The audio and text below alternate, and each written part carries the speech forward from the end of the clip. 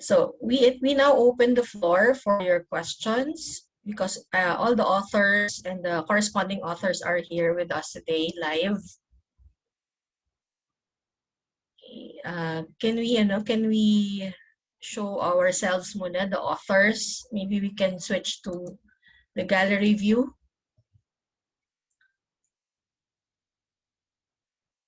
Okay, Carl, can you stop sharing first so that we can have the gallery view? Okay. So any questions from the floor? You can unmute your microphones. Okay, yeah. So first of all, I'd like to congratulate everyone who presented, but including myself. So everybody was able to have a good contribution to the study of organizational resilience. And although we have different units of measure, I think for Dr. Muhammad, Lizel's study, and myself, we use the organizational level, right? Because we took into account companies or small and medium enterprises. Is that right, Dr. Muhammad? Yep, correct. Yes, okay. Dr. Emmy? Yes. I have a question to your paper. Yeah, very interesting paper. Okay, go ahead. Yeah. Thank you for the opportunity. Yes. Very interesting paper actually. Yeah. Just a quick question to your paper. Yeah. What is the practical or managerial implication from your research result? Okay, so Yeah. since this study was directed to small and medium enterprises, because in the Philippines, we have the 4 cities which were frequently flooded, meaning throughout the year, with rain or no rains, there are always flooding. So much more when there's typhoon, no? So there are 4 cities. And then the management implication is that the small and medium enterprises that are located in those 4 cities, they really have to prepare themselves for typhoons and other natural disasters. So the implication of the study is that there are 4 categories or types of organizational resilience in my paper. I talked about rapidity, robustness, resourcefulness, and redundancy, which are dimensions that were not usually captured in most of the literature that I've seen. And in those 100 companies, small and medium enterprises that we surveyed, the result yielded that they respond to resiliency only in the form of robustness and resourcefulness, but not rapidity. So rapidity is the issue of being able to respond to disasters and attain the capacity of organizational priorities on a well-forecasted schedule. Meaning the small and medium enterprises, they do not plan at all for these natural disasters. So they just go with the flow, they just react. So therefore, when it comes to rapidity, they cannot respond based on a well-forecasted schedule for their operations. But the rest, on robustness and resourcefulness, they are significantly responding to those kinds of resilience. Yeah, very interesting. I think your research result also relevant to our country context. Yeah. Mm-hmm. Yeah. Thank you very much. Facing the same problem. Yeah. Yes. Thank you very much. Thank you, Dr. Emmy. Any other questions from our audience, from the participants?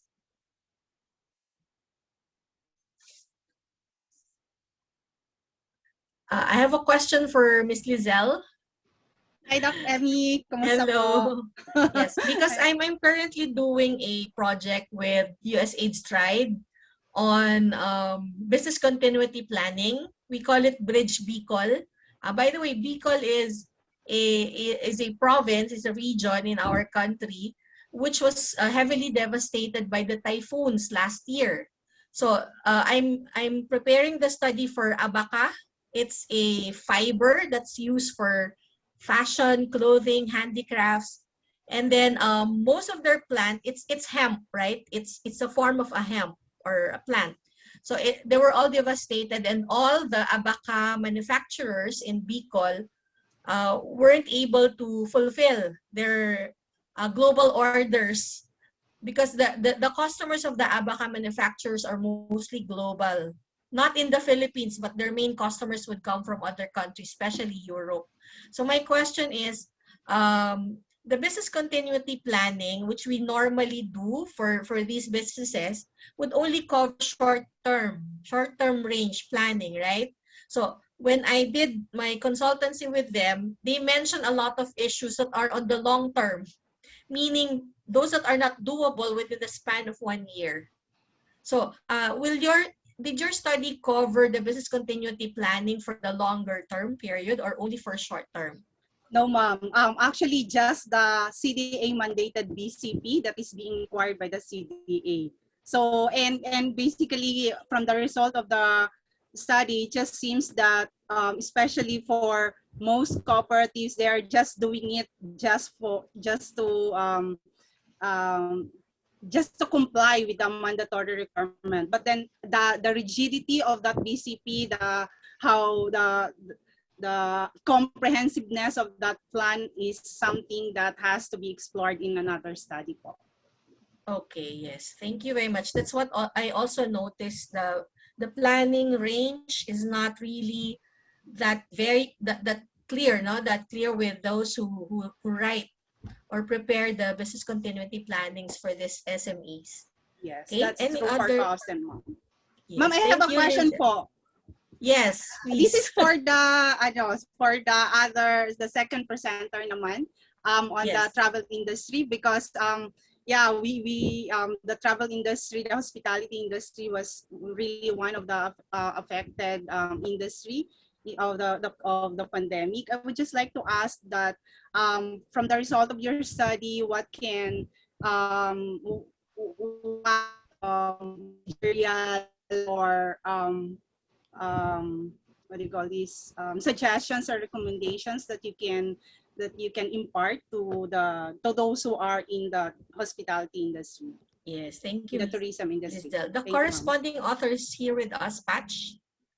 Mr. Patch Aure, Yes yes. po. So maybe I could invite first my students, because it's primarily their paper. I also have my answer, but I wanted to have this opportunity for them to be exposed to answering questions in a research context in preparation for their thesis. So Okay, may Sir I invite Patch, them first? you call who? Which one? There are four of them, so I think they are discussing right now. Tapos so let's wait for a bit. So this is their first salvo in being exposed to research in an international context. They explained it very well. Good job po for the Thank you for students. that was And their of output course, for their with research the methods. apo. And so maybe one of the students, so Isa, Adriel, Max, or Kat, any of you, maybe you could summarize your recommendations for managers and scholars given the results of your paper. Am I seeing it? Recitation. Or recitation bigla. It became a surprise recitation. Well, Ayan. I think Kat is unmuting. Oh, Kat. this is Kat. One of the research for the quantitative findings we have was actually that customer engagement really directed customer loyalty. So it's a recommendation for hospitality and the hospitality industry rather to focus on initiatives that increases customer engagement, because in the discovery hospitality we found that they use various ways to interact with their existing customer base, such as the We Miss You campaign, which entails sending corresponding letters to their existing customer in their database using emails and such. And they also had initiatives posted in their website to inform these customers. And for other info, maybe one of my group mates can add.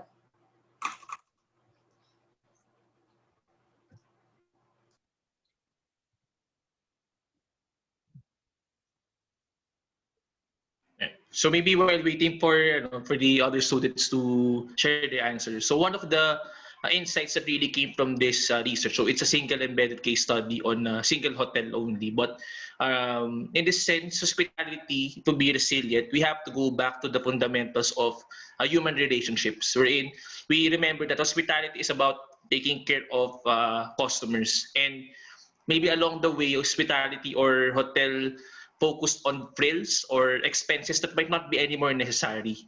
So going back to the basic of meeting the needs, making the people feel safe in their stay allows them to be resilient, and it shows in the perception of the manager as well as the perception of the employees as a result of the regression analysis of the survey. Okay, thank you very much, Patch. I think another one, Isa wants to add another, Okay, Isa, another go one. ahead. Hi. Since my groupmate Kat, she mentioned about the external perspective, I just want to mention also from the internal or management perspective. So since we did a qualitative matrix for Discovery Hospitality, there were some indicators that they were lacking on, such as understanding and analysis of hazards and consequences, innovation and creativity, stuff like that. So we recommended in the paper for them to have more concrete and complete things to emphasize on. So for example, for communications and relationships, just like what Sir Pash said, for the going back to the fundamentals of hospitality industry, they can further strengthen their associations and partnerships with appropriate government agencies and companies within the industry, while reinforcing the company's internal communications and relationships through like team building activities and such. So yeah, that's my part. I think some of my group mates want to add. Okay, 4.0 grade already from Sir Patch. Yes. Do you have other questions for the other paper presenters? Doc Emmy? Yes, Dr. Kit Bonet. Yes. First, congratulations to the four paper presenters.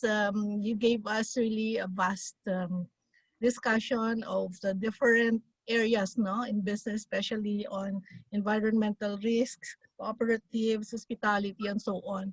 But what was really I have in my mind is the question of what will be the implications of your studies in the Philippines and in Indonesia in terms of the socio-political implications to the pandemics, to the country's pandemic response?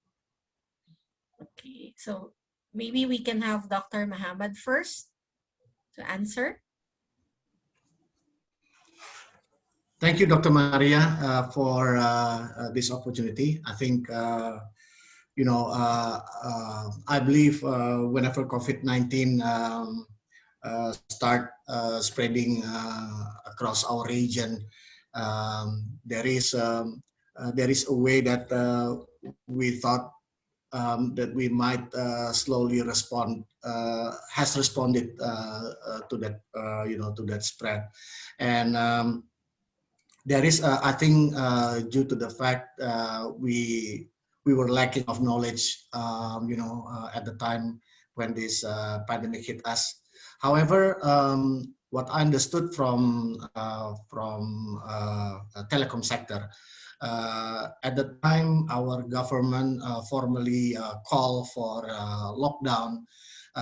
We noticed there is a surge of internet capacity throughout telecom network, and this is in a sense that affecting one part of industry sector, but in the other hand,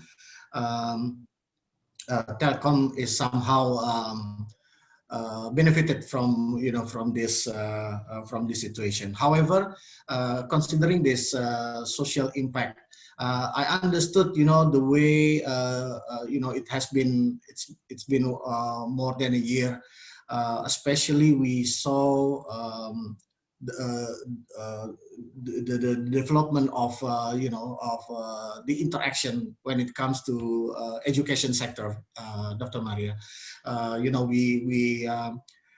We lost our sense in teaching our students in face-to-face mode, and sometimes it's really well a part that the condition can be somehow uh, I would say kept in a way that it is not going to be deteriorated, but the quality of I would say the feel, Dr. Maria, the feel of getting this education activities, especially through with the students, which is starting from the first semester in the university. So we sense that that lacking of our feel, both from the school to the students, and also from students to the school. So it's like you registered, you enrolled to university that you never seen, you have never seen physically. You didn't know how the building looked like, especially for those students, new students who have never even seen the building before. We just provided them with our field tour. I think there is definitely an implication from social sectors. One thing also, when it comes to business retail, so we sense that it is not particularly deteriorating for retail sectors. However, again, we are losing the feel in how we interact with our customers. Where everything goes through online, and it's really we are losing the feelings. That's all what I can say. I hope it answered the questions, Dr. Maria. Thank you. Yes, for Lizelle.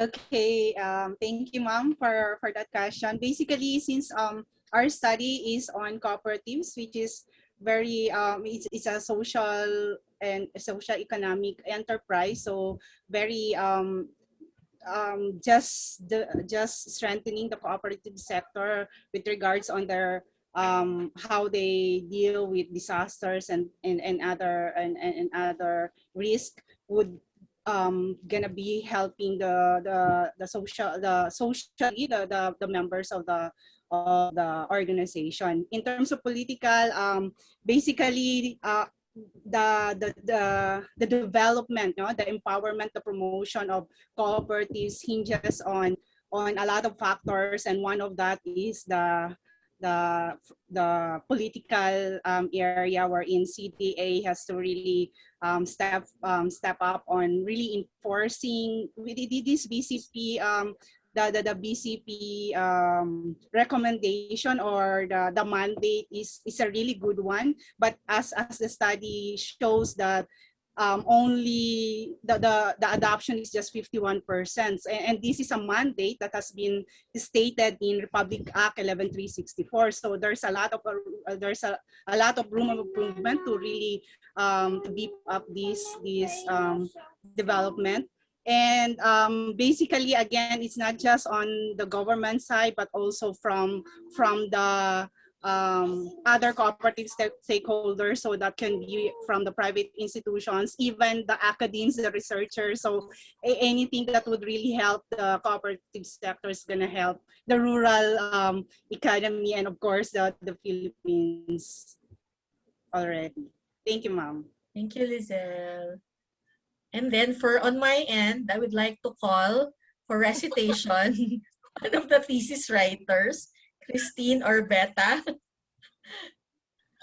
Yes, Christine, go ahead. Doc Emmy.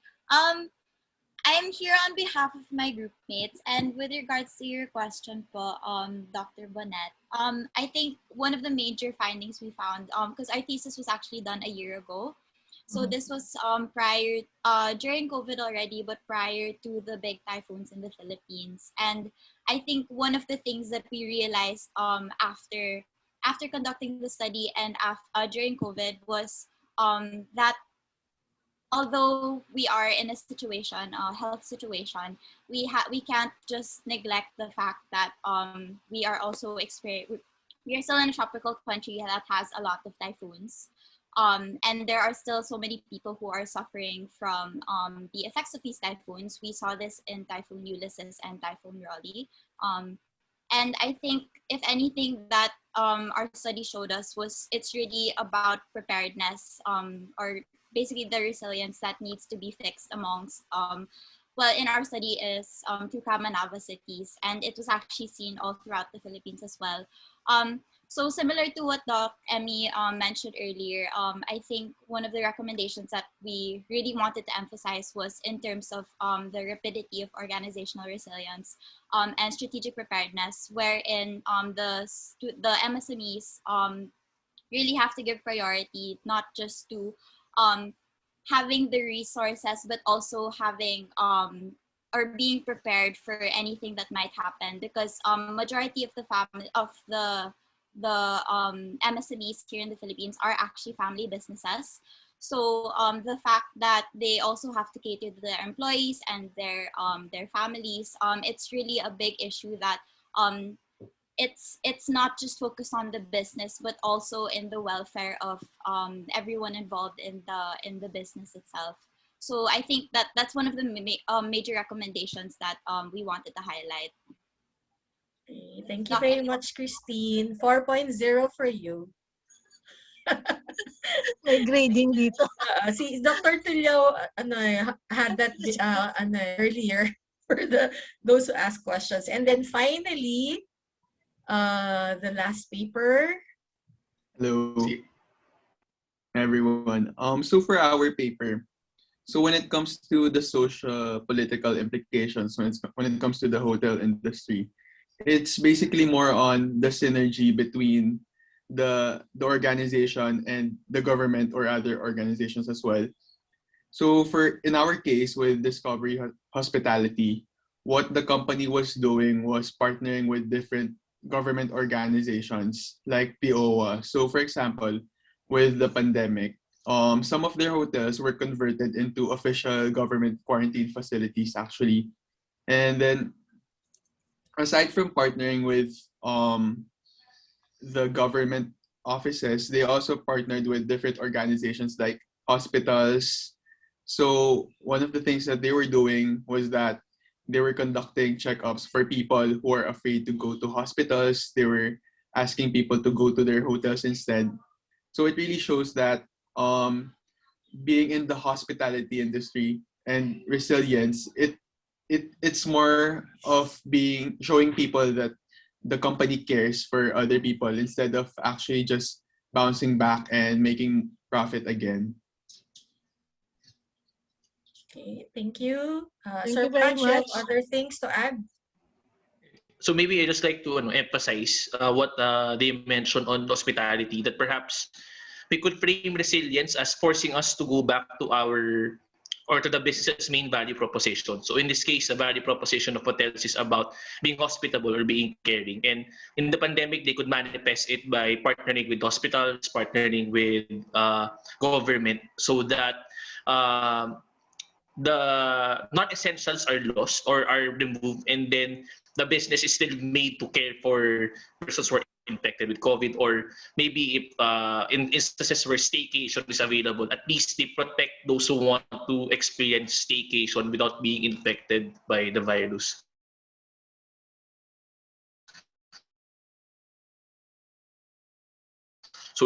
Okay, thank you very much. Dr. Kit, do you have other things? Yeah, Dr. Emmy, I just want to say that I appreciate the answer to my question.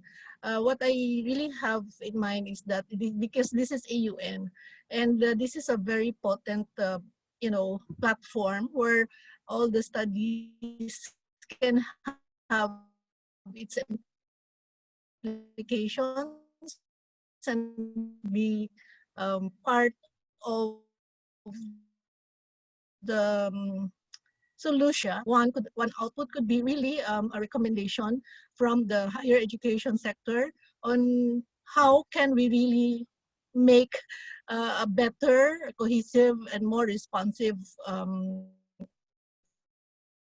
and creative and more caring response for this pandemic. Here, the organizational resilience papers, and I'm looking forward to having it really being, you know, offered as a part of the decisions of governance and so on. So maybe I'm dreaming, but that's really what I am looking forward to. Thank you very much. Yes, thank you, Dr. Kit. Actually, your dream will soon be a reality because the ASEAN University Network Secretariat, I don't know if Ms. Achavadi is here, Executive Director of AUN, they have that newsletter. They publish that every week. So they're asking for the abstracts of all the researches, and then I'm planning to submit excerpts of the papers. Just like what you said, it could be the management implications and recommendations for higher education institutions for business and economics. No? So that's one plan. And then the second is that AUN-BE has a separate website. We plan to feature all the papers, the conference proceedings of that paper in the ASEAN University Business and Economics Network website. So that could have, some a wider reach, to the other ASEAN universities. We have around 33 members already for ASEAN AUN-BE members. So, and then if this follows through, next year we're going to have the second annual AUN-BE conference, and who knows, we might be traveling to the other ASEAN countries, and not anymore, talking here to our screens. Okay, so anyway, thank you very much. Unless you have thank you, Doc Emmy. Yes, thank you, Dr. Kit. Unless you have other questions Or for the other question. Yes, Alvin, our host. Yeah, in the light of currently, I am on my dissertation proposal and I am working on organizational culture and the work from home setup. And I just like to ask, maybe I missed this out throughout the talk, but I'm trying to catch up watching the YouTube links. Is organizational resilience measured or was taken in a context of a culture? Yeah, because it seems that all of these papers are presenting organizational resilience as part of helping the organization in the light of the pandemic, or in this case of the flooding experience. So I just want to know though, if this is something that you saw as an innate culture of the organization that rose during the pandemic, or was it something pre-existing prior to the pandemic? Yes, thank you very much. Very good question, Alvin. So anyone from the floor who would like to answer first? From paper number 1, presenter, or anyone, Lizelle? Okay. Lizelle first. Yeah, Okay. Lizelle. Okay, I'm just thinking, well, basically among cooperatives, really, and I think this is true for all enterprises, that being sustainable is really one of the main objectives, and really operating for as much as possible, and especially for the cooperatives is really providing for the common needs of the members is really one of the main objective of really coming up or establishing these cooperatives. But and our cooperatives, there are just like any enterprises have been in terms of tenure, have been operationally operating for a long time, and they've been resilient, quote unquote, resilient with regards to the common risk factors that they have experienced. These are your typhoons, the floodings, the one that we are used to have. Okay, but except right now, we have this COVID-19 pandemic, which is, again, this is the first time that we have experienced this, and this compounded the issue of really, is it enough? What they've established, the the culture of resilience that they have established in the past, is that really also as effective to combat any other new potential threats or risk in their operation. So that is something that it's too early to tell. Well, we've just had this for a year, but that's too long already. But then again, there are still a lot of the dynamism of the market still being challenged. But of course, new normals are already coming out, and new opportunities that we did not even thought of has really opened up a lot of doors and opportunities for the cooperative sector. So I really was able to adapt for some, but again, there are also who were not able to be as effective in addressing these issues. Thank you, ma'am. Okay. Yeah. Thank you very much, Lizelle. For Dr. our yeah, sige po. yes. Patch, and then my student Christine, because their paper would have a lot of organizational culture factors, which Alvin is looking for here. Sige, Patch, go ahead. So I just quickly share this my screen just to show a framework that we use. So this is one of the theoretical framework of the study used by the students. So we could perceive resilience in terms of the individual perspective and the organizational perspective. And when we try to define culture, it's like the formal and informal synthesis of beliefs, attitudes, and values in an organization. So in that sense, we could believe the proposition that a certain or culture, although I don't know how to label it yet, but definitely there is a level of or culture that facilitates resilience. So for example, one of the aspects is the ability of the employees or teams within an organization to synergize or relate with each other. If the culture is very siloed or the culture is very individualistic, then when big shocks come in, the organization might not be able to respond.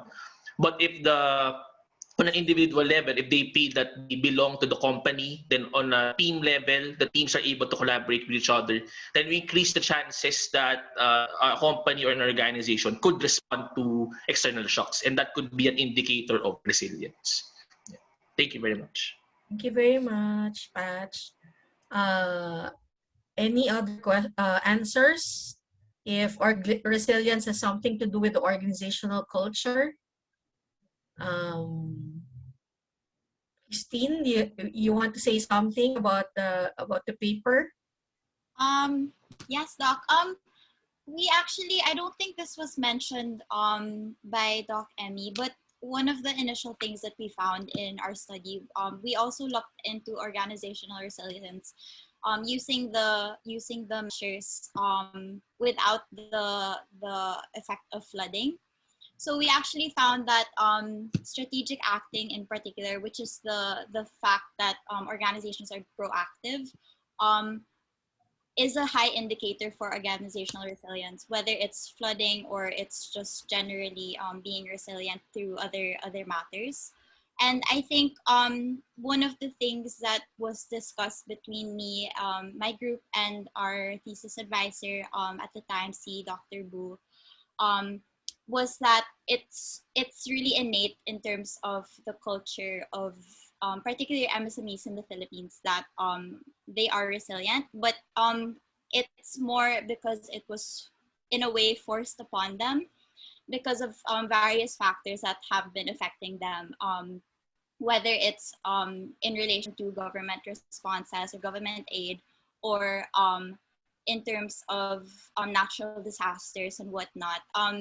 The studies that we found to back up our paper actually did find that it's basically a culture in itself as a part of the organization already, because of their experiences. So yes, thank you very much, Christine. And then to add to her what she said, a lot of the variables that they considered would have something to do with organizational characteristics of, like for example, perceptual stance, contextual integrity, strategic capacity, and strategic acting. So it's correct that with or without flooding, these factors would already spell out what level of resilience the organization has. Okay, thank you very much. How about our other presenters? You have additional comments or answers if organizational culture is also equivalent to organizational resilience? Okay. So there's no more additional comments. Thank you very much, Alvin, for that very engaging question. So you will now finish your dissertation proposal, okay? Good. Good. Dr. Kit said it's good that you will finish Vice- it. Okay. So you have a lot of theoretical basis now coming from the 4 papers. Thank you. And then, yeah. Okay, so the student said that she will share it with you, Much. the review of literature, Alvin. Good. Thank you very much. Okay, so that will be our last question for this session. It has been very informative and very engaging. So I'd like to turn over the floor to Carl because he's going to show us and present to us the e-certificates for our presentation, which will also be emailed to all of us after the conference. Carl?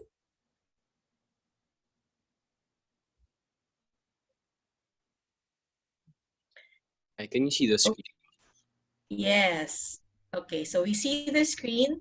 So this is our certificate of presentation awarded to the first paper, Mr. Muhammad Hamsal and the rest of the co-authors for presenting a research paper at the first AUN-BE conference on April 16, 2021, signed by yours truly, Dr. Eka Suwardi, chairperson of AUN-BE, and Dr. Marites Tionco, the Dean of the School of Economics of De La Salle University.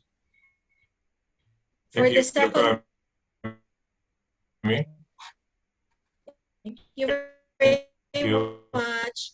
Don't leave.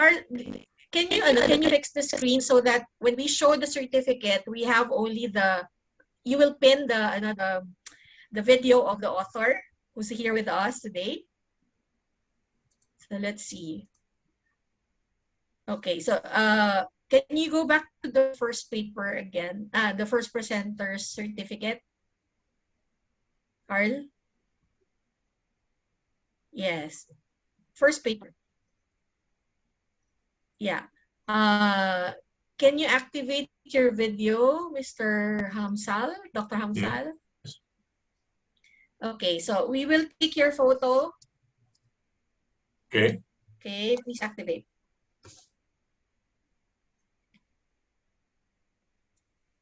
All right, thank you very much. I'm also the photographer. I'm all around. Thank you. Thank you very much. So wait, I'm going to okay. So we're going to send this to you later after the conference. Now, the next one is the paper of next slide. Mr. Muhammad Iksan, are you here? Yes, ma'am. Yes, okay. So we'll take your photo. Thank you. Please activate your screen. Okay, can you do it again? Because I'm seeing my screen. Teki. Doc Kit, don't say anything. Yeah. Sorry again. Sorry. Because we have to pin his okay. Sorry, Mr. Iksan. Okay.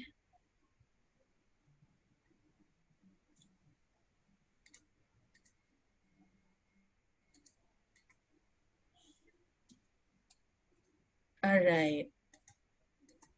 And then the next. Thank you. Thank you very much. How about the next one? Arif Sulkarnain, are you here?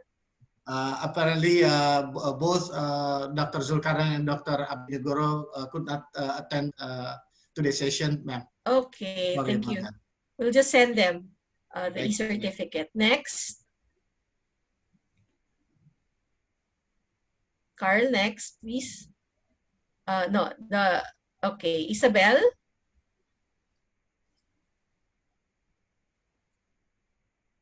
Hello. Isabel, can you activate your screen video? Would you like to show yourself or not anymore?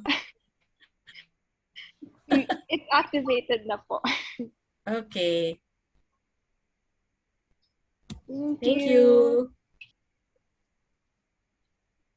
Wait, I'm just pasting it. All right. Next, Alexandra. Alexandra, are you here? Galvez. Hi, good afternoon. I'm here. Okay, thank you very much.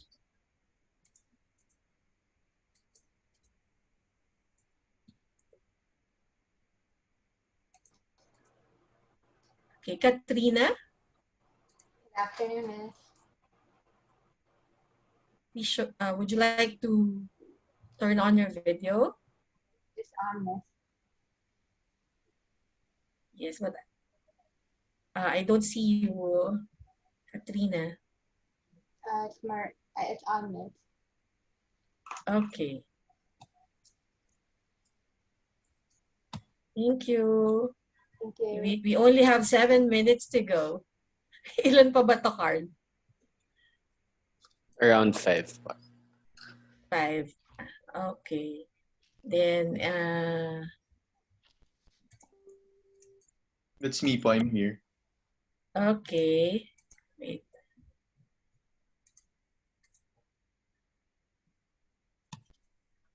All right. Thank you. Thank you also.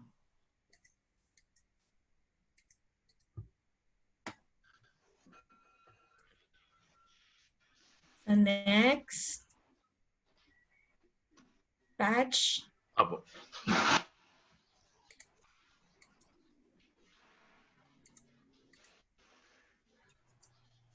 All right. Thank you. Thank you po.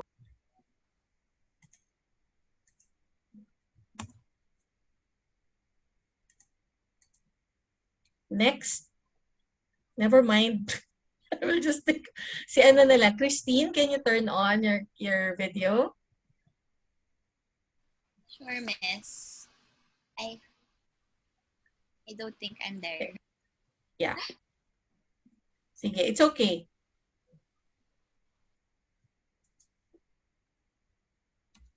All right, thank you.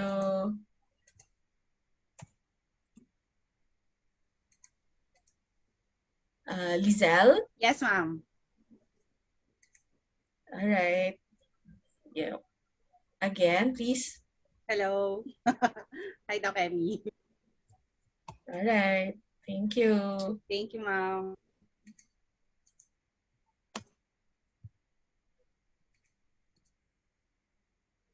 Septril, Mina, are you here?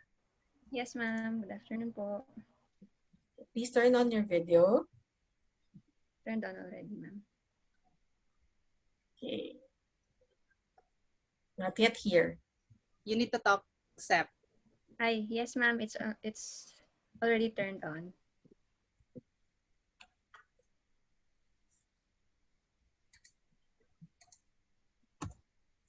Okay, done. Meron pa tayo. That's the last one. That's the last one. Okay.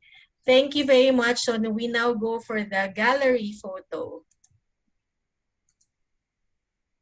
Okay. Please stop sharing, Carl. And then we request everyone to turn on their videos. Okay. Congratulations to everyone. Okay, 1, 2, 3. Smile. Okay. Thank you very much. So that ends our session for today. We can now go back to the main session for the closing remarks. And if you can take a break. We have 3 minutes to go before we go back to the closing. Thank you very much to everyone. Thank you, Bye-bye. ma'am. Thank you. Thank you, speakers. Thank you. Thank you.